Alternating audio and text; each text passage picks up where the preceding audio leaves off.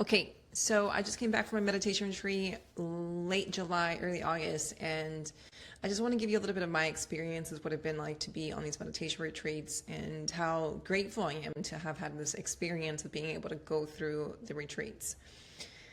And especially from a Latina who comes from a culture, societal like point of view that, everything is hard, life is hard, we have to sacrifice. And I don't live in that space anymore, even though that's how I was raised to be. That's just not me anymore. Thankfully, I've broken out of that. So let me kind of walk you through what my experience has been.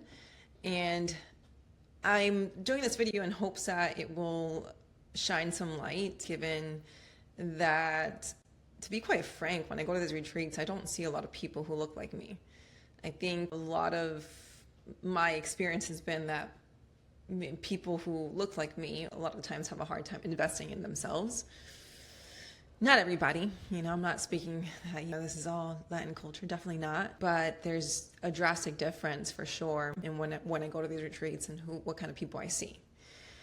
Okay, long story short, the first meditation retreat that I went on definitely awakened me. I always knew that there was a God or a higher power, whatever you resonates with you. I always knew that something existed, but it just felt kind of like separate from me. I really never felt it until that first meditation retreat. And to be honest, I wasn't looking for that. I wasn't looking to get that.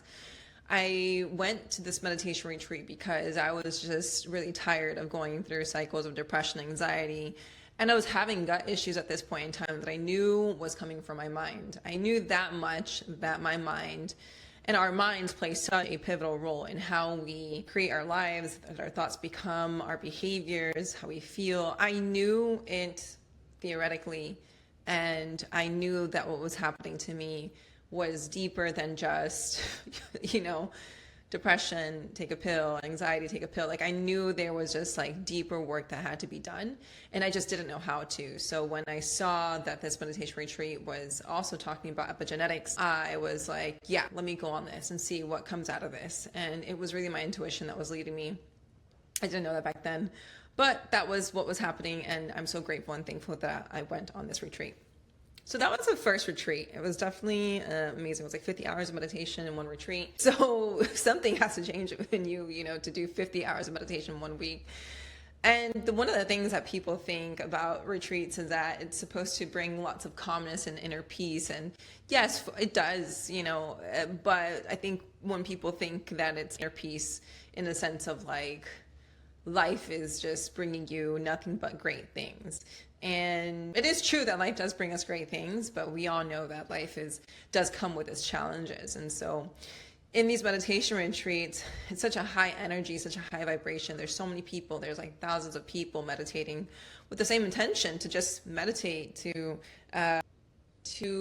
feel love, to feel compassion, right, for one another and for ourselves. And so it's a very beautiful and very intense journey. And it is a lot of work. It's not like we're just sitting and it feels like blissful. No, like it's a conscious effort of bringing yourself back into the present moment, regardless of the circumstances that are happening outside of you. And in the retreat, it honestly felt really great. And the real work does come when we come home and we're in the real world and we're faced with our challenges at home and we continue to meditate. That's where the real work lies. Anyhow, so that was my first retreat. It helped me to become more of who I am. I think, for a lot of people right now, we're in this big meditation and mindfulness and healing ourselves. This is kind of the thing that I keep saying, and I think it's an awesome place where our society is at. I guess this is the way that I'm seeing it.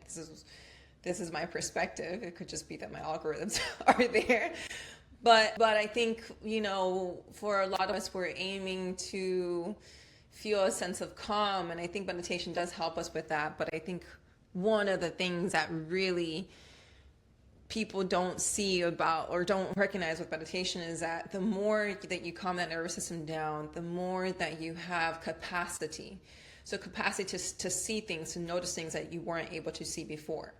And so when you have that nervous system that goes from that sympathetic nervous system to parasympathetic nervous system, and more that rest and digest, we have more capacity, right? More capacity to love, to notice, to have compassion for oneself, to have compassion for others.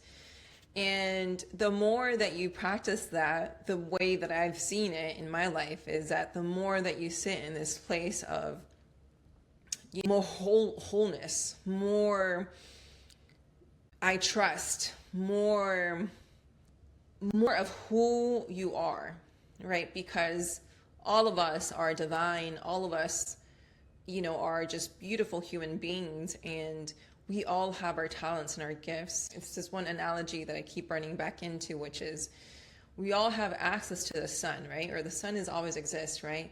The weather sometimes changes. So we get sometimes some clouds, or maybe we get some rain, but the sun is always there. So if we can clear the clouds, clear the weather, we get access to the sun. And so it's the same analogy for us, which is when we clear the path, right, whether that's setting boundaries, bringing more love into yourself, a food freedom dietitian, so eating consistently, making sure your energy is doing pretty well, right? When we learn to care for ourselves at every single moment in time and not abandon ourselves, when we learn to really clear that path and start listening to ourselves, start coming home to ourselves, start really loving our authentic selves. I hate that word because it's so overused at this point in time. But to start becoming who we really are, right? Who we're meant to be, not who society tells us that we should be, our parents, or whatever conditioning has happened from this point, from the time you're born till now, right? Not listening to those things, but really acknowledging who you are and accepting who you are. You start to clear that path, and you start to get access to that sun more and more often. And so access to the sun means access to more joy, access to more love, access to more kindness, access to more just being able to feel solid and whole. That's as best as I can say that. And in that space, it's not that life, it somehow throws you $1 million, It's just that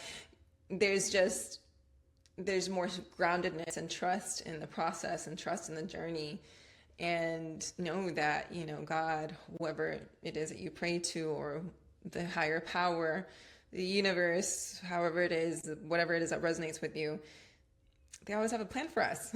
So we just got to trust. That's all. Easier said than done, I know. But yeah, so that's kind of been my experience. I started meditating October of 2024. And so right now we're in August of 2026. And my relationship to God, to the universe, has gotten stronger and stronger and stronger. And so it does really feel like I'm a vessel, and spirit is just moving through me, and I'm able to do what it is that I'm meant to do, and enjoying the process. All right, so the second meditation retreat, I went in there and I asked for my visibility wound to be healed. And obviously I'm talking, organically and not having a problem being on YouTube. So I'd say that's pretty much healed. See, when we go to these meditation retreats, or when we ask for something, we always expect for it to be like rainbow sunshines and like a pretty little bow. That's just not real. Okay. Maybe sometimes it can come in that package, but other times we got to do some work. Okay. We got to see the triggers. We got to sit there with the triggers. We got to ask, what am I supposed to be learning from this, experience or person or whatever that's coming to me. And I think that's really where the awareness and surrendering comes in, and really, honing in on the fact that there are lots of things that we are going to go through that we don't see why they're happening, but a lot of the times it's just a higher power that's guiding you, right? And I'm not going to lie. I mean, there are really bad things that happen in life, and sometimes there's no explanation for that, right? So it is what it is, unfortunately. But the more that we can not play the victim and really in a place where let's see this as something that's serving me instead of something that's, happening to me, it's happening for me. it gives us a little bit more empowerment, or a lot more empowerment, to be honest, to lead our lives with, more love, more joy, more acceptance, more surrendering. And so for me personally, every time that I'm triggered by something, it's just another place where I'm like, okay, what am I learning from this? You know, what's going on right now? And it's a place of being very curious about what's going on instead of being very judgmental, which was used to be my way of dealing with things. So it does feel like I'm playing a little bit of a game of leveling up every single time. It's not the goal to become better. To me, the goal is just to become who I am, and always becoming who I am. I think that's a much better place to sit in than to think that we're fixing ourselves. And I don't think that's really real. I think, we were born with beautiful gifts, beautiful talents, beautiful just being who we are. And I don't believe that there's a need to fix ourselves. I think there's just lots of conditioning that happened that distracted us from becoming who we are at our core. And honestly, every single time I ask myself, like, what is this trying to teach me? There's always me coming back home to myself, meaning let me give myself a safe space to be able to witness this, to be able to feel this, to be able to surrender. And honestly, I think that's really what my whole journey has been about, is to really just be more of who I am and to surrender to the process and to trust in God's plan or whatever resonates for you. But yes, honestly, like 26-year-old me would be very proud of 36-year-old me. She'd also be like, what? That's super crazy that you're doing that. And yeah, I'm just really, really happy in the space that I'm in right now. I don't have everything figured out. I don't think any one of us do. But I do know that I am leading with my heart, and I'm giving space for the unknown to do its thing, because it definitely knows more than my logical brain can comprehend. So I really hope this helps somebody who's looking to learn about meditation. I would highly encourage everyone to meditate.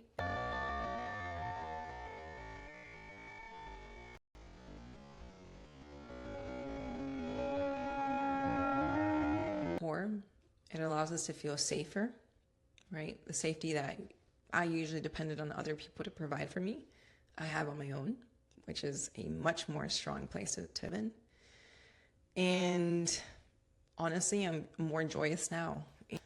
And to be quite frank, I'm not making a lot of income right now. Eventually I will, but that's okay. I have food, I have shelter, and I have people who love me.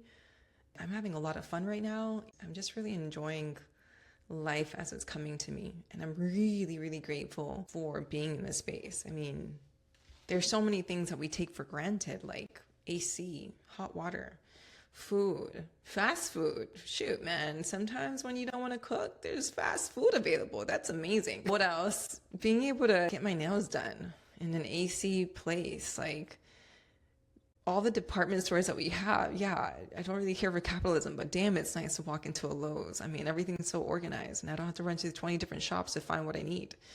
I mean, there's just a lot of things to be grateful for. Yeah, meditate.